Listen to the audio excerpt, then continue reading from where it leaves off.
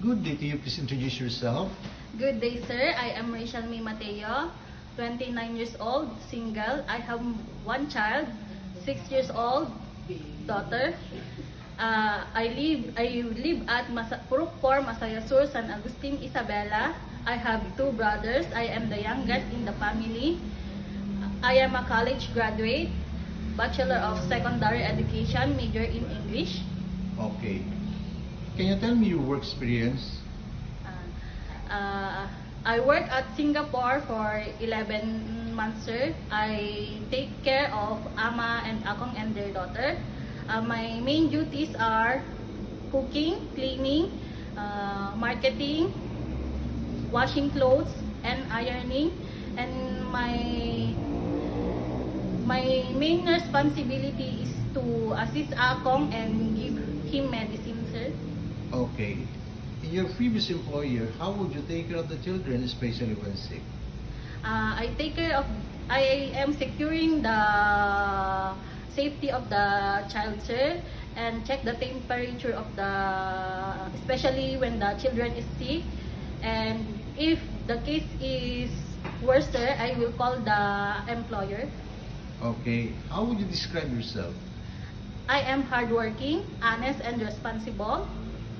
Okay. Do you have any tattoo? No, sir. Do you have surgery or serious sickness before? Yes, sir. I have surgery on my right breast 6 years ago. Okay. Do you have an allergy to certain food? I have allergy on shrimps and crabs, sir, but I can cook the seafood, sir. Okay. Do you smoke and drink alcohol? No, sir. Why do you want to work abroad? I want to work abroad to provide needs for my family and to have a better future. Okay. If you get hired, you will take care of your child. My answer, If you're homesick, what would you do? I will focus on my work, sir. Okay. What time do you usually sleep and wake up when you were working? I usually sleep at 10 p.m. when my work is done and wake up at 6 a.m. in the morning. Are you the one who do the cooking and marketing at home? Yes, sir.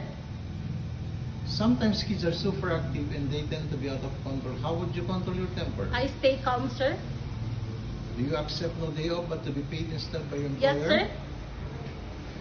When you visit the parents, relatives, and friends of your employer, will you help and do the housework there? Yes, sir. Can you promise not to lend money in Hong Kong? Yes, sir. Are you scared of dogs and cats? No, sir. Are you willing to share a room with kids? Yes, sir.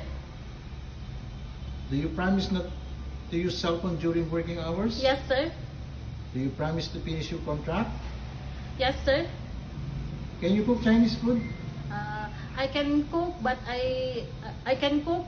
I can cook fried rice, steamed egg, chicken soup. But I'm willing to learn more. Okay. Can you sing a nursery song? Yes, sir. Sing it.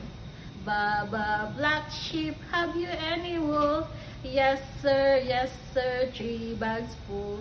One for my master and one for the dame. One for the little mouse who lives down the lane.